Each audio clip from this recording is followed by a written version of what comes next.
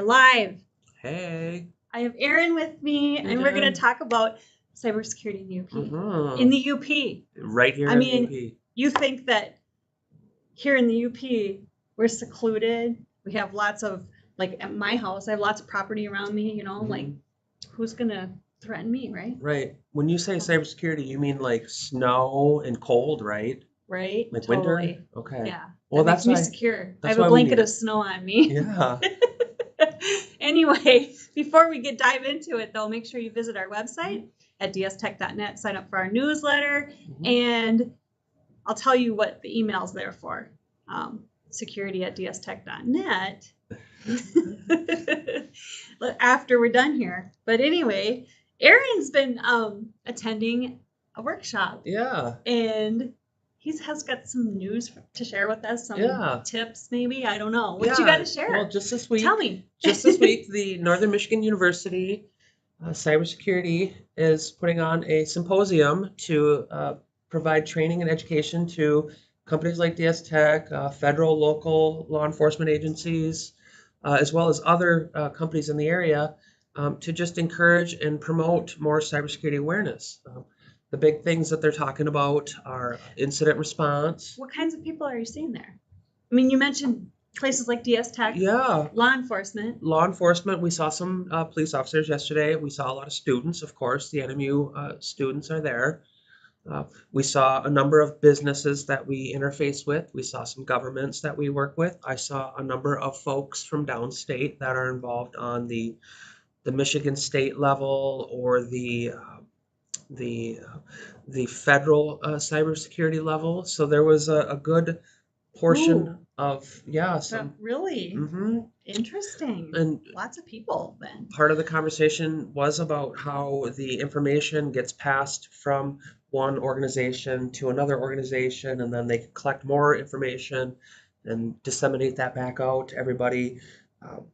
So it was very, very eye-opening when detailing such a taboo or serious subject matter, but to see the collaboration of the different organizations, it's really encouraging, and then to talk about it right here in our backyard is excellent.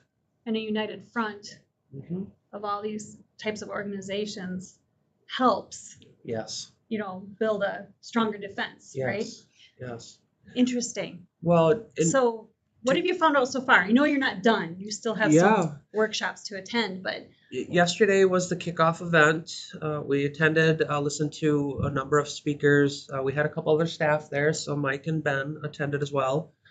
Then today they're going into the workshop breakout sessions. Going to be heading back shortly for that. Mike, I believe, is there today too. One of the things that I'm interested in learning about is a apprenticeship program or a pipeline for educated young people in the IT cybersecurity field to feed businesses like DS Techs or the governments or the large builders, contractors that need this kind of service or this kind of high-level employee. Were insurance people there by chance? I don't know if I didn't talk to any myself, just but popped into my head. Insurance did come up quite a bit. Yeah, yes, there was. Sure, because we're going to talk about that in another episode. There was quite a bit of that. Interesting. Yes. Okay. Yep. Sorry, didn't mean to interrupt you. No.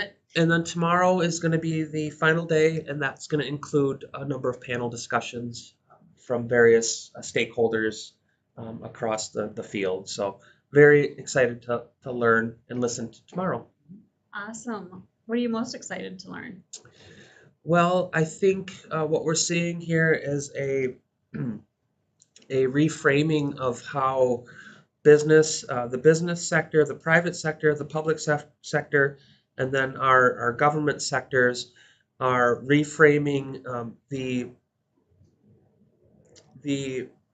what I want to call trust level. Is that your traditional IT provider type companies operated on a low level of trust. They would come in and perform their break fix, install their thing, run some cables, do this, that, the other thing. However, there's no trust there. It was a service performed and done. What's happening now, or what we're seeing more and more is that company has got to be vetted as a very trustworthy company. Their processes have got to be very high level trust, the compliancy, the insurances, the encryptions, the datas, the multi-factor, all of the things that we talk about all the time add up and build a trust level for the organization.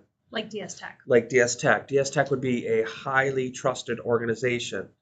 So when a company or a government or a project is getting built and they're looking for vendors or partners to help build that, this trust factor is going to be much more heavily weighted going forward.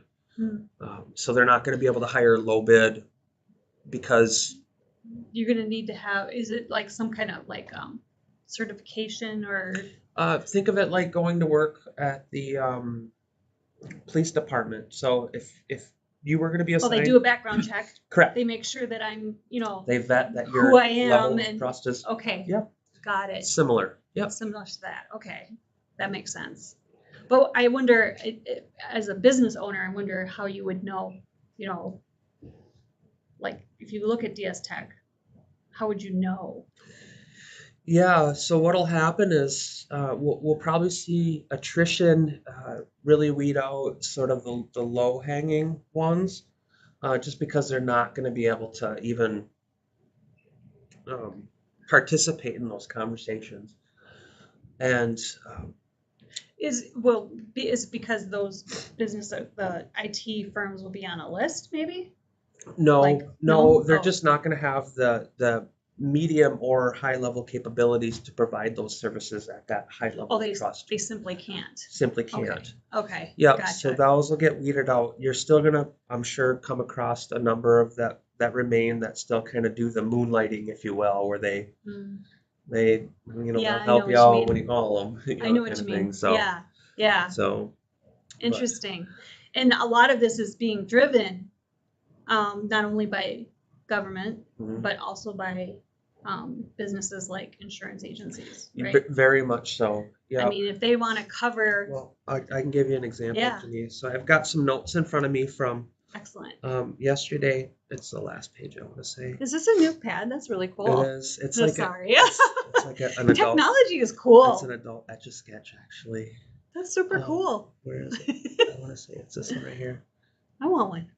Okay. So anyway. Yeah, I was listening yesterday, and one of the discussions that they were saying is it's getting harder and harder to get insurance for some companies because the insurance providers are requiring, the encryption or the two-factor authentication or the air-gapped backup, things like that aren't common practices today, but soon to be. And what's really dictating this is the dollar per dollar amount. And please don't quote me. I was taking notes listening. Insurance is paid out $1.25 per $1 in premiums last year. Again, I don't know anything about that kind of stuff, but one of the comments that I heard at my table was that's not good business practice. So I don't know if that's going to change things, but I'm willing to bet that if the insurance companies are losing money, that they're going to want to do something somebody's about going to pay for it. Yeah. So interesting. And that I kind of want to leave you hanging on that note, because we are going to talk about if cyber insurance is worth it is one of our topics coming up. So make sure you stay tuned in and watch for that topic. Did you have anything else to share from your notes? Or? No, I don't. Okay. Lots of good stuff though. So we might have to do a revisit after your next workshops and see if we'll bring Mike on too, because he'll have lots to say. Yeah. Oh, I'm sure he would. Yeah. My God. Awesome. The Swiss cheese defense. Oh, geez. That doesn't sound like a good defense. Anyway, kind of like the what did they used to say? Chicken wire defense against mosquitoes or something like that. Yeah, it just doesn't work. It doesn't work. Anyway, so what the email for is security@dstech.net is for you to email if you would like to get our free security assessment. Yeah. So, which